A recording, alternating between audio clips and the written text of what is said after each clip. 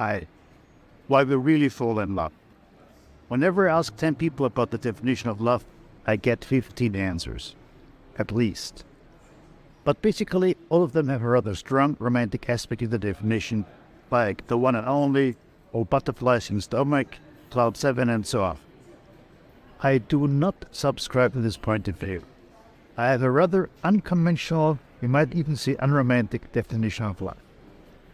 Let me explain and show you how you can use this for your own benefit to have a lasting and fulfilling relationship. I believe at the end of the day, love is nothing else but the need to fulfill emotional needs. Let me repeat. Love is nothing else than the need to fulfill emotional needs. For instance, I have the feeling I'm not good enough, or I'm afraid of being alone, or there's social pressure from my family. When will you finally get married and we can have a grandchild? Or simply, for instance, I'm an introvert but would like to be more extrovert. And then I have two options. I can develop myself, learn to become more extrovert, or much simpler, I fall in love with someone who is already extrovert. And the first weeks or months work beautifully. But then, well, we all know what's happening much too often. Some 30 plus years ago, I was in a relationship.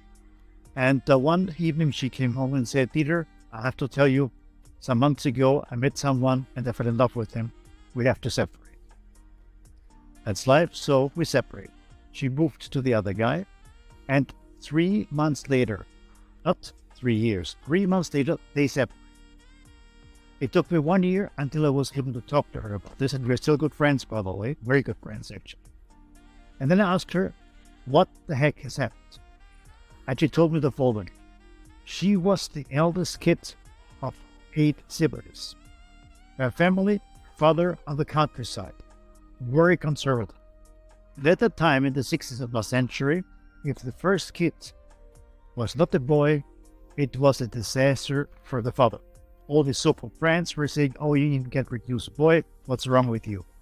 So he never gave her the love she or any child needs. And then later on, she met someone who one way or the other reminded her of her father, and she thought, subconsciously of course, well, I never got love from my father, but maybe I will get it from this couple. And of course, it didn't work out. We subconsciously try to compensate an inner deficit, or what we consider a deficit, with and via someone else. And of course, absolute unrealistic expectations of a relationship and on the other person, and make ourselves, our inner balance, dependent on others. To fill our inner emotional deficit, to give us love, usually the love we didn't get enough in childhood. We expect from others love, ideally unconditional love, setting conditions ourselves, of course. And we are made to believe that this is love. And then reality kicks in. You know, always saying there is the level of expectations and there is the level of reality. And the difference we call frustration. So the question is, how can we reduce the frustration? And there are basically two ways. I either can reduce my expectations or I can try to change reality. Let me ask you, what do most people prefer to do? Reduce the expectations or change reality, meaning, for instance, the other partner? I'm afraid the answer is quite obvious. There are two ways to reduce the frustration.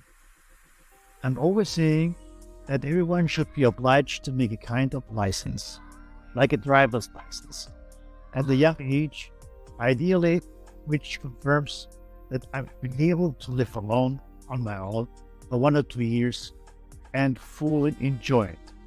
Because only then we are able to go into relationships without the wrong expectations. Then the relationship is the icing the cake for a fulfilled life, and not the condition. So what can you do? Again, it is quite simple. Take a walk, have something to take notes, sit down somewhere in nature, and write down, what are my real emotional needs I'm trying to fulfill through another person? It may take 2 or 3 walks, but these might be the most important and beautiful walks in your life.